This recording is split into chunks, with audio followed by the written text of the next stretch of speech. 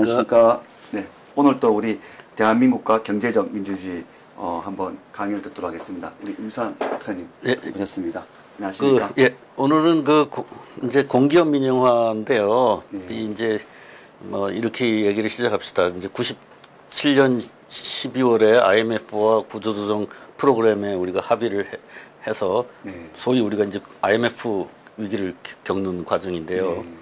물론 이 과정에 들어가는 과정은 좀 지난 시간에 말씀을 드렸겠지만 김영삼 대통령이 OECD에 가입한다고 그러면서 금융 개방을 했고 금융 개방을 하고 나니까 국제 투기 자본이 우리 환화를 공격을 해서 금융 위기 들어간 겁니다. 그러니까 뭐 국민들은 열심히 일하고 있었는데 정부가 정책을 잘못해서 큰 위기를 초래한 거죠.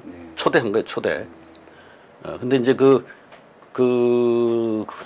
OECD 가입하기 전에 금융 개방을 하기 전에 금융 개혁을 해야 된다, 노동 개혁을 해야 된다라는 이야기는 그때 이미 많이 있었어요. 그런데 야당과 노동조합이 끝까지 반대를 해서 그 입법을 못 하고 결국 이 위기로 들어가서 온 국민이 어마어마한 고생을 했습니다. 그때 뭐 회사에서 나왔던 제 친구들도 있고 한데 그 이후에 노년 생활까지 계속해서 어려움을 겪고 있습니다. 그런데 이 공기업이 그러니까 IMF의 구조조정 과정에 들어가면서 이제 아까 말씀드렸듯이 금융 개방에서 과정에서 초래된 실수로 이런 위기를 겪었는데 IMF와 구조조정 프로그램에 합의한 이후에 우리는 더 금융 개방을 더 많이 했습니다. 단기 금융 상품 외국인에게 개방했고 외국인 투자자의 국내 기업에 대한 인수합병도 승인했습니다. 그게 98년 5월인데요. 여기까지 이제 금융 개방이죠. 금융 개방에 대해서 그러니까 김영삼, 김대중 두 정부가 다 추진을 한 정부가 되는 겁니다. 그리고 이제 98년 7월에 IMF와 7차 의향서에서 공기업 민영화라는 아이템이 포함이 됩니다. 그 전까지는 IMF가 한국에게 공기업을 민영화하라고 요구한 적이 없다는 겁니다. 그럼 왜 7차 의향서에서 들어갔느냐? 이거는 한국 정부가 넣었다는 거예요. IMF를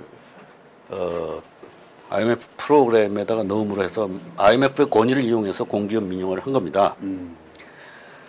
그래서 국내 총 생산에서 공기업이 생산하는 부가가치가 그 이전까지 국내 총 생산의 9% 정도 됐었는데 이 김대중 정부 때 공기업 민영화를 과격하게 하고 나서 3%로 떨어졌다는 겁니다. 부가가치가.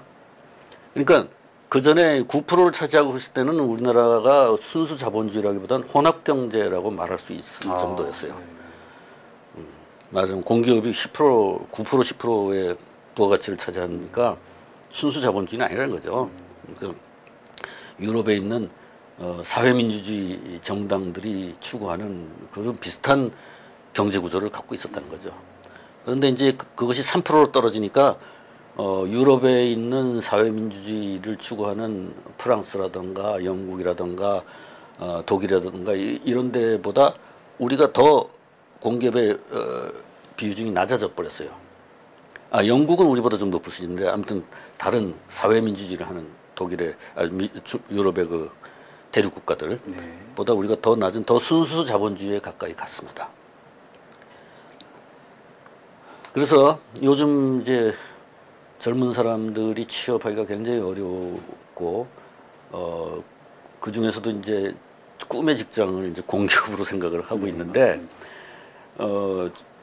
대학 졸업자가 많아진 영향도 있겠지만 공기업 수가 그만큼 줄었어요. 그러니까 들어가기 어려운 거죠 지금. 근데 예전에는 공기업이 꽤 있었기 때문에 대학을 졸업한 사람들 중에서 대기업에 가서 열심히 경쟁해서 그 자본가로서 또는 경영자로서 성공하려는 그런 야심을 가지지 않고 좀 더 자기는 사생활도 병용하면서 좀 더 편안한 공기업에서 일을 하고 갖고 싶다. 이렇게 결정하는 사람들도 꽤 있었어요. 그런 사람들한테는 선택지가 있었던 거예요. 과거에는. 근데 지금은 공기업에 들어가기 위해서는 대기업에 들어가면 더 어려워진 거예요. 지금. 그렇죠. 맞습니다. 그게 이제 이런 구조적인 변화가 일어났습니다. 우리나라가. 그러니까 원래부터 우리가 98년대 독립해서부터 원래 이런 체제를 갖고 있었던 게 아니고 경제 체제가 그때는 훨씬 혼합 경제적인 체제로 구축이 돼 있었는데 이 IMF 위기를 겪고 나서 90년대 말 2000년대 초부터 이렇게 우리가 훨씬 순수 자본주의에 가까운 이런 게 된 거예요. 그러니까 국제적인 신자유주의에 적극 호응을 한 거예요. 그러니까 우리가 이 시대를 이제 지금까지 이 시대부터 지금까지의 국제 질서를 자유주의 국제 질서라기보다 신자유주의 질서라고 이야기를 하는 이유는 자본의 힘이 그만큼 강해졌어요. 그 전에 70년대 미국이 그 달러에 대한 금태환을 포기하기 전까지는 국가가 자본을 규제할 힘이 있었고 그때 자유주의는 어느 정도의 국가의 규제를 받는 자유주의였는데 국가의 규제에서 벗어난 더 순수 자유주의로 가는 상당히 공격적인 자유주의죠. 그걸 우리는 이제 신자유주의 단계라고 볼 수 있는데 그 신자유주의의 국제적인 압력하에 들어선 이 두 정부가 적극적으로 그걸 국내에다가 도입을 한 셈이에요. 지금 아무튼 여기까지만 얘기합시다. 그래서 이제 그 결과적으로 포항제철을 포함한 지금 대기업의 소유 구조가 대부분 외국인 지분이 50%가 넘죠. 그러니까 이미 박정희 시대에 했던 국가자본 축적이라는 거는 이젠 사실상 별 의미가 없어졌죠. 소유 구조로 봐서는. 그 다음에 그러니까 그거를 이제 총체적으로 국제자본을 이용한 국가자본 축적을 우리가 건국 이후부터 쭉 해왔었는데 지금에 와서는 국제자본을 활용한 공기업 민영화를 했다. 그러니까 국제자본을 활용했다는 건 IMF를 활용해서 공기업을 민영화했으니까. 그 전에 정부들은 국제자본을 이용해서 국내 자본을 축적을 했는데 이 정부는 국제자본을 활용을 해서 공기업을 민영화시켰어요. 그래서 이 전과 후에 우리나라의 경제 구조는 굉장히 달라졌어요. 물론 국가자본 축적이 박정희 전두환 시대가 끝날 무렵엔 이미 산업화가 완성이 됐어요. 그래서 어떤 정책적인 변화가 일어날 필요는 있었어요, 분명히. 그러니까 그전에는 우리가 산업 자본이 없었기 때문에 국가로서의 독립성을 유지하는데 지장이 받았기 때문에 국가가 적극적으로 개입을 해서 산업화를 해야 된다. 그렇게 해서 국가의 독립에 필요한 충분한 산업화를 했어요. 그러니까 그 다음부터는 그럼 산업정책을 어떻게 펴갈 것이냐. 우리 경제정책 어떻게 펴갈 것이냐. 그럼 그 정부와는 달라져야 되겠죠. 달라지는 방법이 우리는 이런 식으로 달라졌어요. 그리고 오늘날 많은 그 제야 또는 민노총이라든가 이런 그 단체들은 마치 신자유주의가 박정희 전두환이 한 것처럼 신자유주의 반대를 외치고 있는데 실제로는 자기네들이 조상으로 모시는 이 김대중 대통령이 한 거예요. IMF가 한 것도 아니에요. 대통령이 그 DJ 정부가 공기업 민영화라는 프로그램을 집어넣어서 IMF의 권위를 이용해서 한 거예요. 그것이 이제 지금 현재 우리나라의 우리가 살고 있는 지금 지독한 경쟁 그런 이제 상태에 이르게 된 거죠. 표현이 참 좋은 것 같습니다. 지독한 경쟁. 네, 지독한 경쟁이에요 지금. 지금 말씀하시는 페이지는 236페이지거든요. 네, 그거를 가지고 이제 빈익빈 부익부다 막 이러면서 누구예요 지금 정책기획수석인가 빈익빈 부익부다. 그건 마치 무슨 옛날 무슨 박근혜 이명박 정부가 만든 것처럼 얘기하는데 그렇지 않아요. 자 다음 쪽에서 봅시다. 네네. 노사정위원회. 네. 노사정위원회라는 거는 앞장에서 우리가 얘기한 거는 이제 신자유주의적인 정책을 그대로 도입했다 그랬어요. 네. 우리나라 정부가. 네, 맞습니다. 물론 국제적인 압력도 있었지만 우리나라 정부가 쌍수를 들고 도입을 한 거예요. 말하자면 김영삼 정부가 뭐 OECD 가입한다고 막 나선 거는 좀 그 실체를 잘 모르면서 덤벼들었다고 볼 수 있어요. 근데 김대중 대통령 경우는 뭐 뻔히 알면서 한 거예요. 자, 그런데 이 노사정위원회는 뭐냐? 이거는 북유럽에서 하는 거예요. 북유럽의 사회민주주의자들이 하는 거예요. 이건 신자유주의하고 전혀 반대예요. 또 노사정위원회는 이건 기업의 무슨 뭐 경쟁력을 가지고 경제 성장의 동력을 잡겠다는 그런 생각이 아니고 노사 화합을 통해서 경쟁력을 획득하겠다는 그런 그러니까요. 좀 생각으로 만든 제도예요. 이거는 좀 생각할 때마다 예. 이게 기업끼리 어떤 경쟁에서는 어떻게 보면 좀 발목을 잡을 수도 있고 막 그렇게 그렇죠. 먼저 생각했는데 지금 그게 이제 오늘 좀 더 구체화한 상태로 노사정위원회가 이제 뭐 좀 그 도입돼서 운영돼 나가는 과정이 복잡했기 때문에 사람들이 지금 혼란스러워하고 있어요. 그래서 제가 이제 개념적으로 말씀을 드리면 네네. 원래 노사정위원회라는 개념은 북유럽에서 나온 것이다. 스웨덴에서 잘츠 요바덴 협약, 노사 협약 1938년에 나왔어요. 그 다음에 네덜란드에서 82년에 나오고 덴마크에서 86년에 나오고 그 북유럽의 그거예요. 북유럽에는 어떤 나라냐? 노조 조직률이 막 60% 넘어가는데요. 그리고 노조가 중앙 집권화돼 있어요. 권위가. 그래서 중앙 노사 협약이 가능한 거예요. 중앙 집권이니까. 그렇죠. 위에서 네, 중앙의 오소리티를 가진 노조 지도자가 자본가 대표하고 협상을 하면 그게 시행이 될 수 있는 거예요. 그래서 전체가 같이 잘 될 수 있는 그런 협상안을 실현시킬 수 있는 힘이 있는 거예요. 그렇군요. 서로 윈윈할 수 있으니까. 그렇죠. 보니까. 근데 지금 이 노사정위원회 할 당시에 우리나라의 노조 조직률이 20%가 안 됐어요. 그러니까 노동자 중에서도 소수를 대표하는 사람들이 나와서 사는 사용자 기업 대표, 정은 이제 정부 대표 해서 이제 합의를 해야 되는데 뭘 합의하느냐?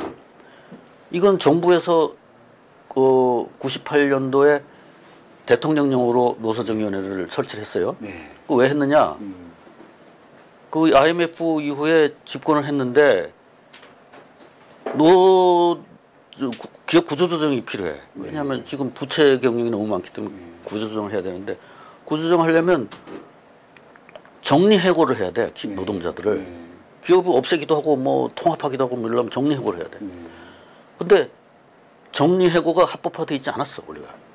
그렇죠. 그전에는 그냥 뭐 그건 우리 사용자의 마음이니까. 그 전에 지금 소위 우리들이 말하는 그 권위주의 정부 시대, 박정희나 전두환 시대에 우리나라는 종신고용을 지향했어요. 맞습니다. 기업들이. 한번 기업이 들어가면 그렇죠. 끝까지 뭐 밥그릇 책임진다 뭐 이런 그런 쪽으로 방향으로 갔던 걸 지금 확 틀어서 자유주의 경영으로 가는 거예요 지금. 그래서 기업과 노동자가 서로의 계약 관계에 따라서 뭐 그 기업에 들어가기도 하고 나오기도 하고 이런 이제 개념으로 이제 바뀌는 거예요. 완전히. 근데 그러려면 정리해고를 합법화해야 되는데 자기가 그 김영삼 정부가 그 노동개혁을 하려고 그럴 때 자기가 반대했거든. 김대중 대통령 그 후보가 그 당시에. 그러면서 자기 손으로 이제 정리해고를 합법화해야 되는 거야 자기대로. 그러니까 노사정위원회라는 걸 만들었고 노사정위원회가 정리해고를 합법화하도록 만드는 거예요. 실제로는 20%도 안 됐던 그 노조의 그렇죠. 조직을 가지고 정부가 이제 개혁을 해서 하겠다는 건데. 그렇죠. 좀 문제가 사실 좀 많았던 것 같아요. 근데 그 당시에는 사람들은 막 인식을 못하죠. 경제 위기에 허덕이고 있었기 때문에 자기 사는데 바빠가지고 이런 거 따질 겨를도 없었어요. 막. 맞습니다. 따질 필요도 없었습니다. 막 금모으기 운동하고 막 그럴 정도로 맞습니다. 사람들은 위기의식에 젖어 있었다고요. 그런데 정리해고를 합법화하는 이 그 노사정위원회 합의를 갖다가 이제 그 98년 2월 6일 날 나왔는 합의인데 그거를 경제위기 극복을 위한 사회협약 이렇게 돼 있어요. 우리 보통 이제 사회협약이라고 북유럽에서 다 사회협약이라고 해서 사회협약이라고 그러는 거예요. 그런데 이게 정리해고를 합법화하는 데만 동의한 게 아니라 정리해고를 정당화하기 위한 조건들을 복잡하게 달아놨어요. 맞아요. 맞습니다. 예. 회사에 있어보면 예. 느낍니다. 정말. 맞습니다. 봐요. 여기 보시죠. 성실한 협의를 통해 연장 근로시간 단축, 근로시간 조정, 배치 전환, 재훈련 실시, 휴직, 휴가 등의 해고 회피 노력을 다한다. 이런 해고 회피 노력을 다 한다. 이렇게 해놨어요. 네. 이걸 갖다가 너 이거 다 그 해고 회피 노력을 다 했냐? 그러니까. 미진하게 했냐? 따지고 들면 이거 한도 끝도 없는 거예요. 맞습니다. 사실상 정리해고가 불가능하게 만들어 놓은 법이에요. 그냥 명목상으로만 정리해고를 허용하는 법이라고 돼 있지만 실제로는 불가능하게, 현실적으로 불가능한 거예요. 그러면서도 그냥 정리해고 그때 했어요. 그 당시에는. 저때 했기 때문에 지금에 보면 지난번에 그때 박사님께서 말씀하셨는지 모르겠지만 지금 기업 문화가 이렇게 달라진 거는 IMF 전후다. 그렇죠. 왜냐하면 그때는 아까 좀 전에 말씀하셨대로 한 번 들어가면 철밥통식으로 종속적으로 계속 그렇죠. 내가 정년까지가 보장이 되니까 그렇죠. 최선을 다했는데 위에가 갑자기 무너지고 이런 걸 보니까 밑에 친구들이 회사의 충성도가 떨어졌다. 그때 그런 말씀 한번 하신 것 같습니다. 뭐 저 같은 경우에는 그 80년대 초에 기업에 들어갔더니 기업에서 뭐라고 하냐면 우리는 당신네들을 해고할 생각이 전혀 없는데 당신네들이 자꾸 회사를 옮겨 다니면 우리는 당신네들한테 많은 투자를 했는데 교육 투자를 아유 우리 다 날라간다. 제발 좀 우리를 믿고 회사 진득이 좀 붙어 있어라 그랬어요. 네. 근데 지금 젊은 친구들은 완전 꿈에 그렇지 그때는 그랬어. 근데 이렇게 바뀌어 버린 거예요. 네. DJ 정부가 사실 저 때는 정말 그랬어요. 우리가 정신이 없었습니다. 저도 왜냐하면 그때 신혼 때거든요. 두 부부가 우리가 무슨 애국심이 좋다고 그 결혼 반지를 우리가 내놨거든요. 그러니까 기업들이 이때 잠깐만 정리해고를 했고 그걸 계속 소송으로 시달렸죠. 노동자들한테. 네. 그러고 나서 요즘 뭐 정리해고 합니까? 요즘 명예퇴직 합니다. 그래서 명퇴직 맞습니다. 말을 또 돌렸어. 명퇴라고 막. 아니 명퇴는 말을 돌린 게 아니라 돈으로 해결하는 거예요. 그 돈으로 그냥 그 주고 보상해주고 제발 나오지 말아다오 이러는 거예요. 그러니까 기업으로서는 구조조정을 한다는 거는 경쟁력을 제고하기 위해서 하는 건데 명퇴제도를 운영해 갖고는 돈이 너무 들어오는 거예요. 그렇죠. 덤플이 들어온 돈보다 그걸 해결하는 돈이 그렇죠. 더 많이 들어있어요.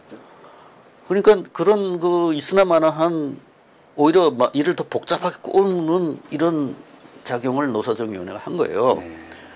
또 평화협정이 결여돼 있어요. 이 노사정 이 사회협약에는 북구에서 한 사회협약은 평화협정이라는 게 있습니다. 항상 노사가 이 우리의 요구를 이렇게 반영하고 서로 간에 양보한 걸 갖다가 협약에 담는 대신 앞으로 이것이 지켜지는 동안은 노사 간에 그 노동쟁의는 하지 않는다.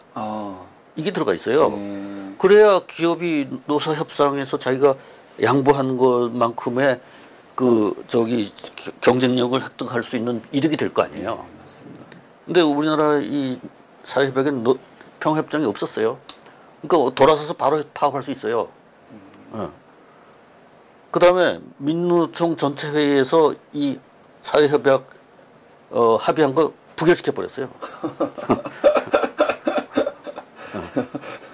그 20%의 노조 때문에 지금 만든 건데 그 노조가 지금 부결하는. 물론 그때는 이제 민노총도 있었지만 한노총, 한국노총은 이제 안 그랬는데 민노총은 부결시켰어요. 그리고 국회에서는 그냥 민노총의 부결을 무시하고 여기 합의안을 그냥 국회에다 보내가지고 통과시켰어요, 법을. 그대로. 그리고 이제 노사정위원회 그 1기고 2기, 3기 이제 계속 나가는데 그래서 이제 나중에는 이 노사정위원회를 통해서 노조의 정치활동 보장하는 거, 교원노조 허용하는 거, 공무원 직장협의회 결성 허용하는 거, 이거 다 노사정위원회를 통해서 했어요. 물론 지금은 전교조가 법의 노조가 됐지만 저게 때부터 이제 시발이 돼서 이제 먼저 지금 지금 그 법의 노조를 갖다가 합법 노조로 바꿔달라고 교육감들이 가갖고 지금 시위하고 있다고 하더라고요.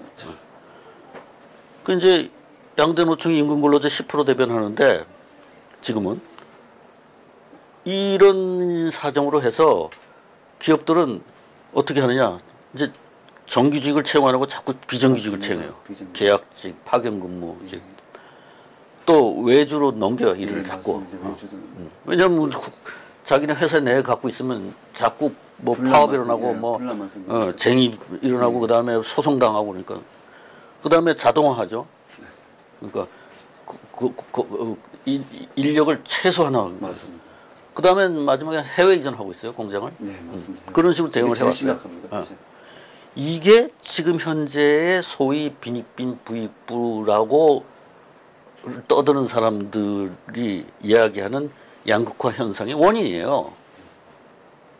정규직과 비정규직이 심한 차별을 받잖아요. 비정규직은 정규직한테. 그러니까 기업 현장에 일하는 젊은 사람들이 굉장한 불만이 쌓이는 거죠. 지금 심지어 민노총기특위는 세습도 한다 하지 않습니까? 네. 그러니까 이게 뭐 불만뿐 아니라 이건 완전히 좌절에 빠지는 거지. 네, 좌절에 빠지는 거죠. 지금 얼마 전에 기사 보니까 우리나라 27세인가 해서 35세까지의 그 소위 말해서 사회생활을 하지 않는 인구가 점차 늘어나고 그게 엄청난 그 프로테인을 차지하고 있는 나이대가 그 나이대라더라고요. 그걸 보고 제가 참. 그러니까 기업에서 입장에서는 우리가 지난 시간에 설명한 것처럼 박정희 전두환 시기에 중화학공업에 투자하라 그래갖고 투자를 했고 그러다 보니까 재벌로 성장해 버렸고 그 과정에서 순환 출자하는 회사가 돼 버렸고 이런 일자리도 계속 불어나고 일자리 물론 불어나는데 약점을 가진 다른 나라의 대기업이 갖지 않은 독특한 형태의 재벌들로 된 거 아니에요 지금. 그러면서 그런 과정을 통해서 자주국방이라는 게 실현됐고 그랬는데 게다가 또 박정희 대통령은 그 당시에 그 재벌들의 그 상속세를 굉장히 강력하게 만들어 놨었어요.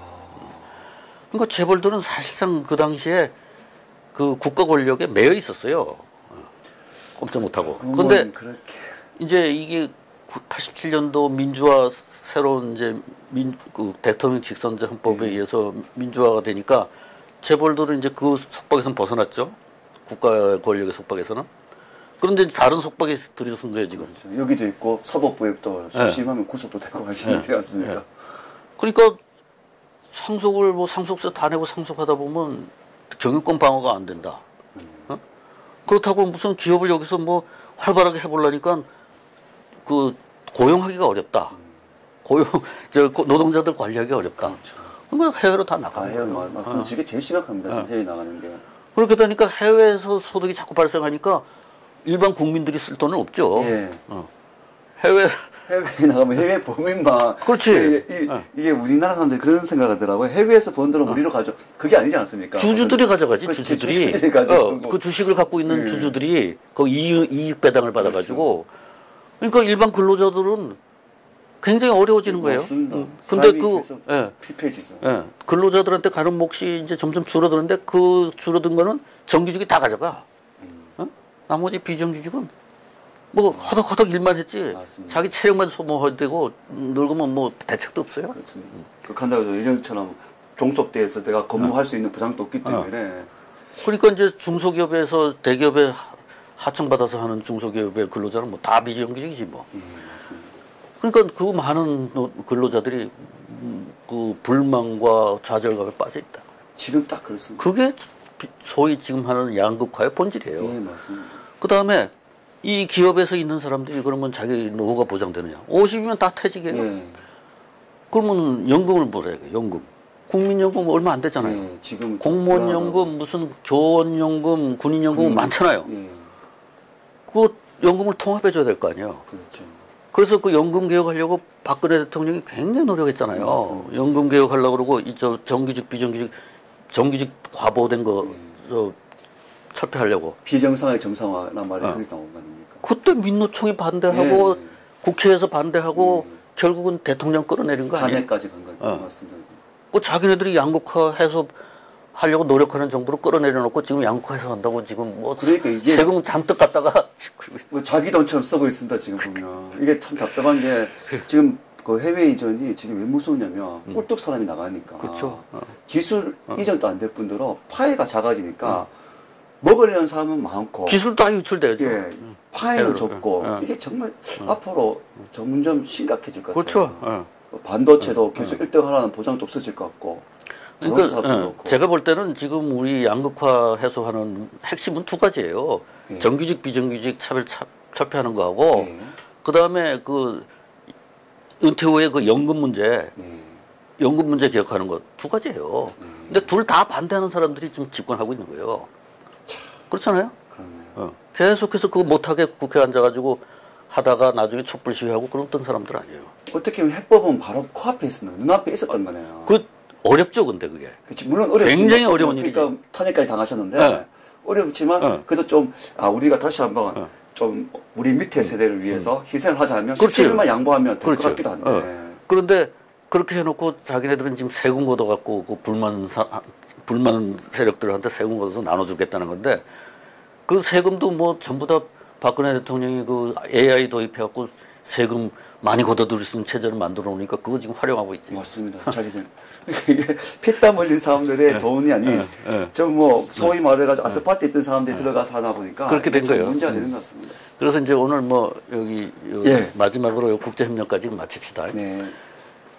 이 내가 자유주의적인 낙관론이라고 이렇게 해놨는데 이건 뭐 제가 쓴 말이에요. 이거는 정치적 민주주의가 모든 것을 해결해 준다는 믿음 이런 걸 갖고 있다 이거예요. 제 낙관론 속에는. 네. 자유주의적인 낙관론이라는 게. 그럼 우리는 이제 이 책이 대한민국과 경제적 민주주의라는 거는 정치적 민주주의만 가지고는 모자란 점이 많아서 경제적인 민주주의로 보완을 해야 된다라고 생각하는 사람들이 우리나라를 건국했다 이런 주장을 제가 책에서 한 거 아니에요? 맞습니다. 근데 이 김영삼 대통령이 특히 그 뭐 김대중 대통령 마찬가지지만 그 경제적 민주주의는 개념 자체도 없어요. 맞습니다.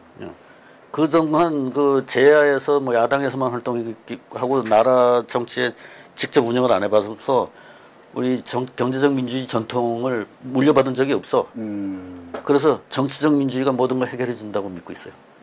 낙관론이지, 자유주의적 낙관론. 그래서 김영삼 대통령은 취임할 때 취임사에 이렇게 얘기했죠. 어느 동맹국도 민족보다 더 나을 수는 없습니다. 이렇게 얘기했어요. 그러니까 지금까지 남북이 서로 대립돼 있었던 건 정치적 민주주의를 안 하고 독재자들이 통치를 했기 때문에 그렇게 된 거다. 내가 드디어 민선에 의해서 대통령이 나왔기 때문에 이제 남북 관계도 서로 화합할 것이다. 이런 낙관론을 갖고 있었던 거예요. 야, 지금 시간에 보면 그 당시가 얼마나 근시안적으로 진짜 자기 중심적으로 생각을 했는가 다 봅니다. 김대중 대통령이 이보다 또 한 발 더 나갔죠 나중에. 그러니까 김영삼 대통령이 이런 식으로 취임사를 하고 들어오니까 북한에서 뭐 했어요? NPT 탈퇴했잖아요. NPT 탈퇴하고 막 그 국제 관계가 험악해지는데 그걸 북한이 그 당시 굉장히 취약할 때고 중국도 취약해서 북한을 도와줄 수 없을 텐데 어느 정도는 국방력으로 억제를 하면서 이거 외교적으로 끌고 나왔어야 되는데 외교로만 해결해야 된다고 그냥 처음부터 고집을 했어 이 사람은. 김영삼 대통령은 군사력 쓰면 안 된다. 그러니 저쪽에서 만만하게 보고 덤벼들지요. 그렇죠. 그 당시에 불바다 사건도 있었고 하니까. 도대체 외교라는 걸 기본도 모르는 사람이에요. 국가 간의 관계를. 국가라는 거는 어떤 집단하고 다른 게 무력을 독점하고 있는 집단이 국가예요. 합법적으로 쓸 수 있는 무력을. 그게 국가의 특징인데 무력을 제외하고 뭘 해결하려고 그래. 지금도 그렇지 않습니까? 지금도 그러고 있지. 이 전통이 지금 그대로 내려오고 있어요. 지금. 지금 더 심각한 것 같아요. 지금. 이 자유주의적 낙관론인데 자 그다음 봅시다. OECD 가입한다고 덜렁 가입을 했는데 신청을 하니까 저쪽에서 금방 받아줬지. 우수한 나라니까. 그러면서 금융개방을 덜렁 했어요. 투기자본을 공격을 해. 외환위기가. 그래가지고 외환위기가 왔는데 이것도 아무 대책 없이. 재반하면 은행 그 은행들도 다 뭐 분해돼 버리고 없어져 버리고 그렇죠. 그렇지 않습니까? 그때 이제 일부 관료들이 노동법을 개혁해야 된다. 금융개혁을 해야 된다. 그 중에 하나가 강경식이에요. 그걸 막 강연하고 다녔어요. 이 개혁을 해야 된다고. 그 사람이 나중에 IMF 책임을 지고 기소당해갖고 법정에 가서 재판받았잖아요. 그거를 해야 된다고 그렇게 주장하고 다녔던 사람한테 책임을 다 뒤집어 씌워가지고 그렇게 했어요. 근데 이때 노동법 개혁, 그 다음에 기아자동차 부실 문제 해결을 하려고 할 때 반대한 사람이 누구예요? 노동조합. 맞아요. 그 다음에 DJ. DJ였죠. 반대했잖아요. 그런데 김영삼 대통령은 내가 뭐 대단한 국민의 지지로 당선된 민선 대통령이니까 내가 말하면 다 들을 거야 이렇게 생각한 거지. 안 듣잖아. 그럼요. 국제적으로 다른 나라만 북한만 안 듣는 게 아니라 국내에 있는 다 여하당도 노동조합도 말 안 듣잖아요. 그게 정치적 민주주의가 모든 것을 해결해 준다는 그렇죠. 말을 했다는 거예요. 그런 뭐랄까 환상에 빠져 자기가 잘난 줄 아는 거야. 뭐 이 대한민국의 역사를 뒤바꿀 수 있다고 생각하는 거야. 김대중 대통령 또 어땠어? 냉전 청산한다고 그랬잖아. 네, 맞습니다. 그럼 냉전 청산한다 그러면서 냉전 세력의 본당인 김정일이한테 가갖고 앞서 그랬잖아. 그 김정일이가 냉전 청산에 호응했어요? 계속 핵 개발했지. 그러니까 부시가 보니까 야 너는 뭐 네 적하고 가서 냉전 청산한다고 그러고 다니냐 이거 불신해버린 거 아니야. 김대중 대통령. 보세요. 러시아도 고르바초프 그다음에 옐친 개혁하다가 결국 중단되고 지금 푸틴한테 넘어간 거야. 중국 공산당 일당 독재 계속하고 있죠. 시진핑이 계속하고 있고. 북한 핵 개발 계속하고 있지. 그다음에 2001년도에 9.11 테러까지 나왔으니까 뭐 냉전 종식이라는 게 그 헛소리구나 이랬던 거 아니에요. 그거는 유럽에서 있었던 일이지. 냉전 청산이라는 거는. 이렇게 해서 김대중 정부의 크레딧이 완전히 떨어져 버린 거 아니에요. 부시 정부한테도 외면당하고. 그러니까 그 다음에 어떻게 됐어요? 그 다음에 이제 민중주의자들이 등장했어. 이 사람들이 노무현 정부를 만든 사람들이에요. 지금 이해찬 국무총리를 비롯해서. 그래갖고 이 사람들이 동맹국 미국을 냉전 세력으로 매도하기 시작했어요. 지금 미군 철수 지금 9월 8일 날 또 대대적 한답니다. 이때부터 이렇게 해갖고 그래서 무슨 효선이 미선이 사건이 부풀려가지고 집권한 거 아니야 노무현 대통령이. 그래갖고 이 사람들이 대한민국 건국과 건설의 지도자를 전부 식민주의, 자본주의 앞잡이라고 매도하고. 지금 역사를 한순간에 뭉개뜨리는 겁니다. 한미 동맹을 한순간에. 지금 이게 지금까지 와 있는 거 아니에요? 맞습니다. 지금 이게 그 당시에, 그러니까 IMF 시대, 97년, 98년 때 우리가 너무나도 제대로 하지도 못하고 깨우치지 못했기 때문에 결과적으로는 이런 민중주의자들도 좀 들었었다 이런 말씀이신 것 같아요. 지금. 그렇죠. 그러니까 이제 원래 김대중, 김영삼 두 정부는 신자유주의를 한 거예요. 신자유주의를 해놓고서는 또 이 노사정위원회라는 굉장히 모순된 또 제도를 끌고 들어와서 이 민중 세력들을 갖다가 다 합법화시켜 줬잖아요. 노조, 교원노조, 공무원 직장협의회.